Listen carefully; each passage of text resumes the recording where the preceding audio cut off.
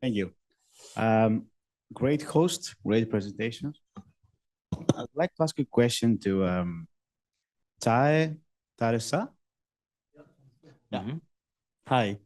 So I was just wondering regarding this incredible respect from the Oromo ethnical people. So I was just wondering why. What is the root? What is the basic root of this huge respect to nature? Where does it come from? Basically, yeah. What's the root? What's the value that leads to this huge respect to nature? Yeah, thanks. Perhaps, Eric, perhaps we can take a number of questions and then go back to the speakers. There was another question here. Yes, please. Good morning, good afternoon to everybody. Thank you for the presentations. So I have a kind of a argument that I wanted to ask as well. So we've been talking about like environmental justice, climate justice, and pluriethics, and we presented like different ethnic groups and how they approach ethics or environmental ethics from their own cultural environments. But also I saw an affirmation at some point in two of the presentations about like indigenous environmental ethics as a big category. So my main question was like, there is actually an indigenous environmental ethics, because in my case, I am an anthropologist. So I work with communities in Kenya and in Peru, and I have seen that their approach to nature and their environmental ethics is like, there are different layers in between to their approach, like class, contextual issues, power elements. So it's not actually like, we are talking about like groups from different parts of the world. We are talking about like millions of people around the world with hundreds of ethnic groups. So can we actually talk about like indigenous environmental ethics? And if we want to go back to the roots and talk about the linguistic category of indigenous, like currently both in the policy level, but also in academia, there's a huge discussion of what do we mean by indigenous peoples, or what do we mean by local communities. So my question was like, why do we always have to talk about collective ethics when we refer to indigenous peoples and not in other cases? Because, for example, I never hear about like Lima ethics or Brussels ethics or European ethics. Why we aim to we try to create like this collective approach for this? And for the whole panel, we will be like, what would you think are the main challenges of thinking ethics in this way and to a specific region on social group? Okay, thank you very much. This is a question for the four people, and I also think that, in fact, four people might have different answers to this. Other questions, Axel? Going to ask a question to yourself? No, I mean, of course not. Yeah, I do that all the time, but I had a question for Thierry. So Thierry, you claim that an action is right when it promotes shared identity. I guess you take this as a necessary condition, not a sufficient one. But still, I could imagine easily many counterexamples where I would see an action as not promoting shared identity at all, but being completely right at the same time.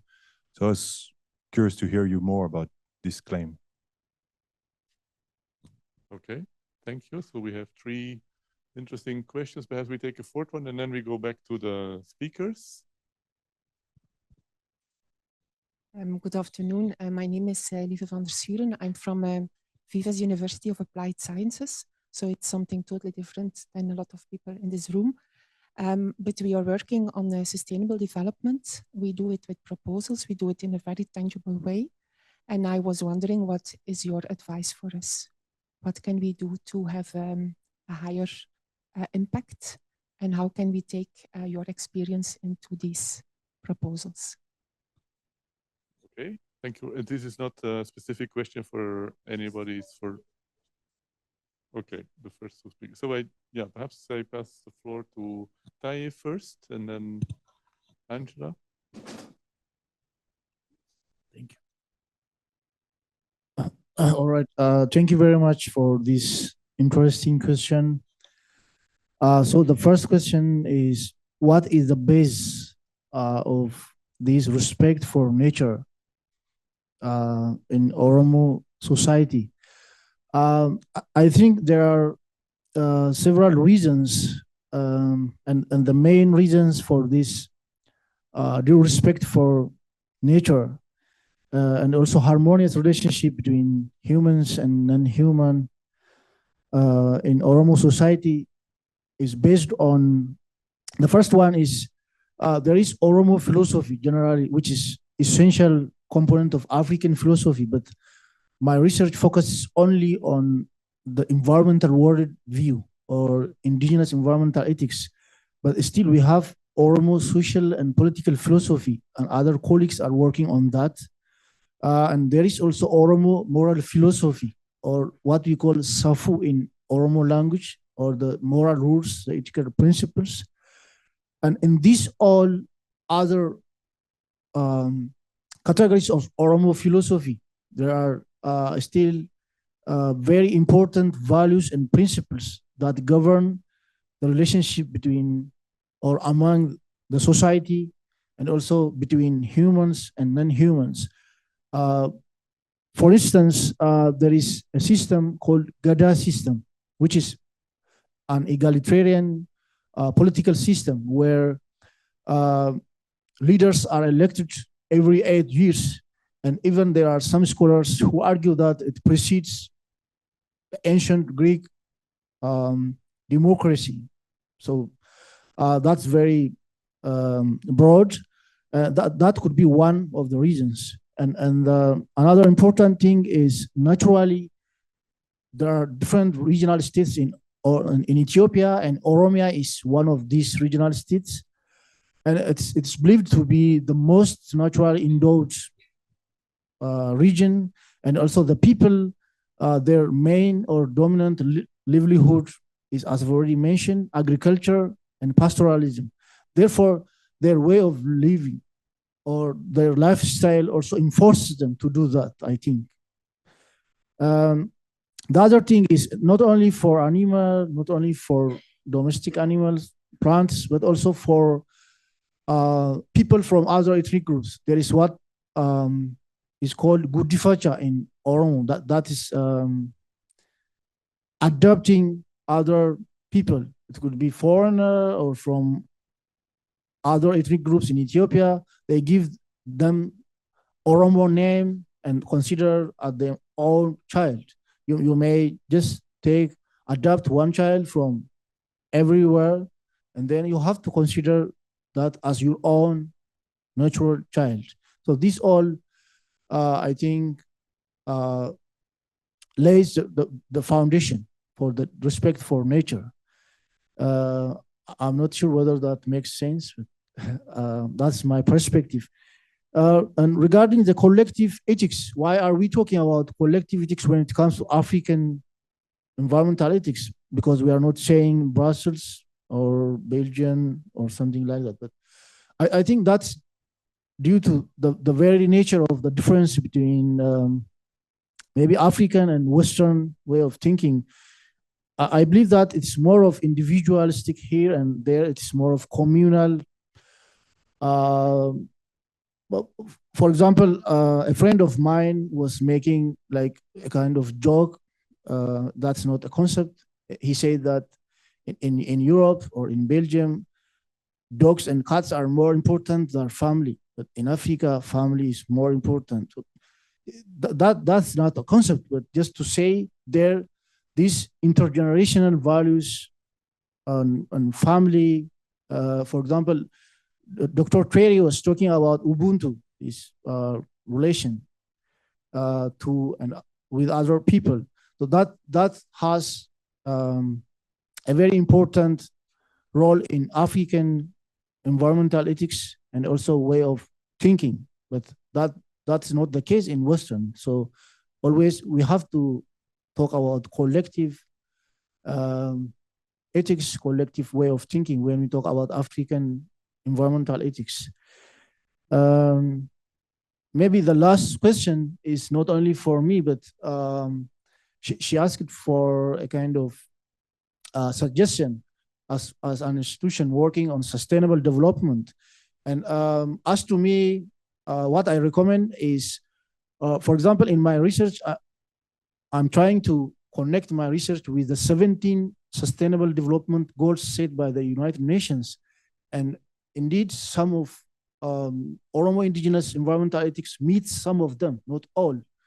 But I believe that those Sustainable Development Goals are set by taking into account or as a foundation Western environmental perspective. Therefore, the suggestion that I have is it could be maybe more abstract to take into account all other environmental perspectives from Eastern, could be Chinese, Indian, and then from Africa. Then consider the Western thinking too. So it should not be Western oriented as it has been for a long period of time. So, and Thierry was also saying in his presentation, is it development, sustainability, or sustaining development? So that's very interesting point. If we say sustaining development, we are arguing that we should continue the way we came so far. So we have to deconstruct and reconstruct wherever necessary, and consider these all indigenous environmental worded views in our policies and strategies for sustainable development. Thank you very much. Angela? I think this question, I agree with what my neighbor says. So just also rethink the whole idea of development. Development is an important value, but there are other values that should also balance that, like well-being, the importance of beauty, nature, whatever. It's not all about development.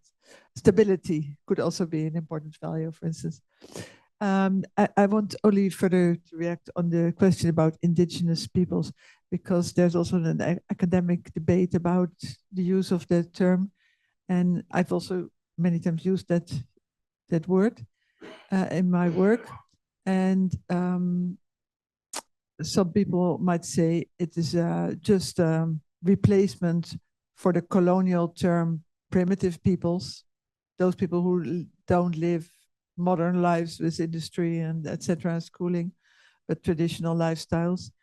I think in the end that still has the same kind of designation, because it's not about people who are indigenous in the sense like I've always lived here, because all people are in the end migrants from somewhere. Nobody is really indigenous in the sense that I've always lived here. But in my work, I've only used that word as insofar as it is used as a self-indicator by certain peoples. Like this, now I forget his name, David Kopinawa, who was a Yanomami leader from Brazil or Peru, I don't know. He says, we call ourselves indigenous and we relate as indigenous peoples because there's certain aspects in modern lifestyle that we don't want to take over. Like we want to live in the forest. We want to keep relations with our spirits who live in the forest, etc. Yeah, that is a little part of the debate. So maybe that's helpful. Yeah. So Thierry, you wanted to come in also on the same question? Okay, I think I do not have a lot to add there. Maybe just to say that maybe the reason we don't say Brussels ethics or Belgian ethics, it's because Western ethics is considered as universal ethics, but it is not. So that was one of my points, that we have different perspectives that are influenced by traditions and values, and recognizing them are important to engage in an honest dialogue with other perspective on that. So Axel asked a question. I also had a question. I have a question for him, but that would come maybe later. So Axel, can you give an example of? So you were saying that you can imagine a situation where something will be right without promoting shared identity. What Yes, example can you? I'm a migrant in Belgium, and I Sorry? see some. Can you hear? Yeah. I'm a migrant in Belgium, and I see certain things that are not right, and I will say it. People won't like it, and I don't think it will foster shared identity. Maybe it's going to modify our identity if we take this seriously. But I don't think that this feature is very significant to me to assess whether something is ethical or not. Because all discontent or all these agreements, they don't necessarily foster shared identity. And they are often very right. So maybe the discussion will be what shared identity means. Like when you were debating the potential baseline of distributive justice, where people who have different ideas of what it means. I think shared identity here should be understood as maybe synonymous to harmony, meaning an act is right insofar as promote harmony among people of a given community. Now, in the community, the collective lives, the group, if we can say like that, we can debate what are the boundaries of that community. But the migrant, say the example of a migrant in Belgium, we would potentially change some of the, how can I say, some of, not the values, but so I'm trying what I'm trying to say is that promoting the harmony among the group or within a community does not mean that if someone, I don't know, say or do something that goes maybe against the interest of a given community at a given time, that action is necessarily wrong. Let me take you this just, and that's maybe a question I wanted to ask you, but I will first end with your question. So imagine what happened during the Truth and Reconciliation Commission, which was an interesting display of what Ubuntu, or what I called a relational ethics, could how it could approach a major problem, like addressing the post-apartheid period.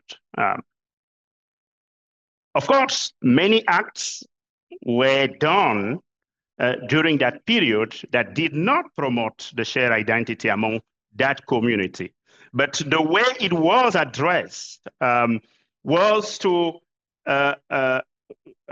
restore, if I can say like that, yes, restore that harmony. What was at the heart of that, I would say, political device was, how do we commune together going forward? And because that's the right thing to do. Which brings me maybe directly to my question to you, which is, so you said that the negotiators that inspired your part of your reflection on this distinction between corrective and distributive justice were pointing a little bit more on corrective justice. And I think that someone can make the argument that in African ethics, if I can put like that in general, in the way we define relational ethics, we will be close. I'm not saying we will be there, but we will be close to distributive justice than to corrective justice. And the Truth and Reconciliation Commission was a good example of that in South Africa. The goal was not to try to, I would say, correct the wrong, even if it was part of it. But the goal was, how do we restore an harmonious community? And so the way I understand shared identity here among people and as a criteria of what is wrong and right is how do we contribute to harmony amongst a community, and that community is not a community only on human beings. It's a community of humans, nature, non-humans, etc. So I don't know if I completely answer your question. Thierry? Did you ask a question? Yes, to Axel. So yes, maybe you don't have, but what do you think about it? I think you know at least about this Truth and Reconciliation Commission. It was discussed in the media a lot at that time, more than 20 years ago. But what do you think about that? And do you think that the negotiators were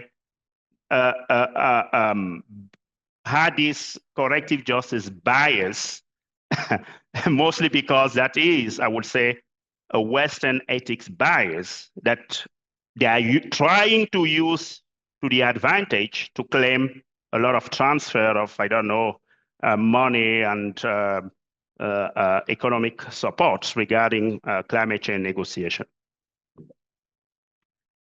Okay, I give the microphone to Axel. Yeah, so your question is, I think, a factual question. I don't think I'm able to answer this question.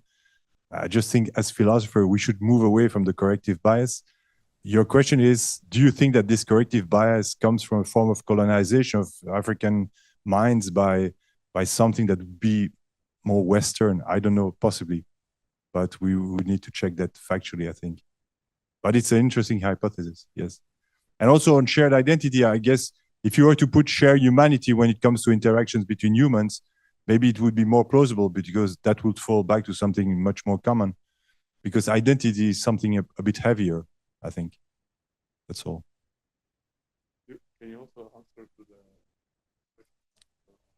on indigenous thinking? Yeah, exactly. And or what would be the unit of ethical analysis? Yeah, I mean, as a practical philosopher, what I'm interested in is the quality of the arguments and of the claims. And so I don't care too much about who said it.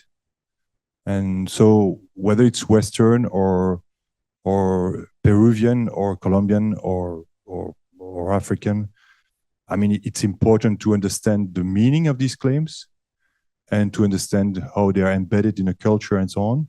So to understand them, it's crucial to know where they come from. But to assess their philosophical quality, I think it's irrelevant. Because I think that in the end, if we say it comes from the West, it comes from Africa and so on, if we want to use it to test the strength of the argument, then it's just an authority argument. It's good because this guy said it, and this guy is good. But we try to avoid that. We try to focus on the intrinsic quality of the substance of the views. So we discuss the views, and in that case, it doesn't really matter where they come from.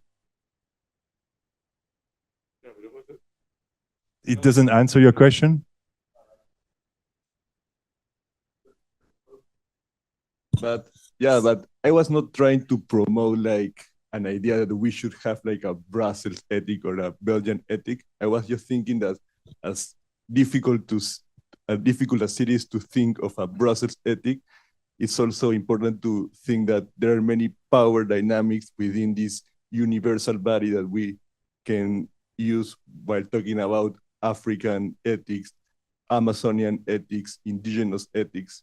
So the question is like, who holds the power to own the narrative you know, because I mean, we're talking same way we're talking about like millions of people. So that's my perspective, but that's actually what I'm studying for my PhD as well, trying to deconstruct like these big categories in the case of indigenous peoples. So that's why for me it's difficult to talk about like indigenous when it's a huge diversity and mainly many power dynamics in the production of this category. And that's why I was asking this question. Can I just say one thing? So, for example, if I claim that statistically people in Georgia, in Caucasus, value hospitality more than statistically Belgians, for example, I think I may test this claim and find out whether it's true or not. Then you may say, okay, it's Georgian ethics and Belgian ethics, let's say. I don't think it would be meaningless to say that. It doesn't mean that every Georgian behaves the same way or every Belgian behaves the same way. But I think factually, descriptively, you can see some regularities and some differences between countries, and then you can maybe causally explain them through the different kind of determinants. But again, for us as philosophers, we are not going to care too much about that, but we are going to be enriched by the thinking of ethnographers and sociologists and say, hey, it's amazing because the cultures that tend to have this value also have that other value. Why is that? And so on. So it's super interesting, of course. But then in the end, we use it in different ways. No, yeah, I understand. I was just thinking that there's many ways of approaching the idea of indigeneity. It can be from a territorial perspective that could be more aligned to what you say, by self-identification, by how do you want to use the idea of indigenous to reach a specific goal, by just like a specific social interaction in a synchronic. So I was just thinking that it's difficult to use this category, but yeah, it's a big discussion. Okay, thank you very much.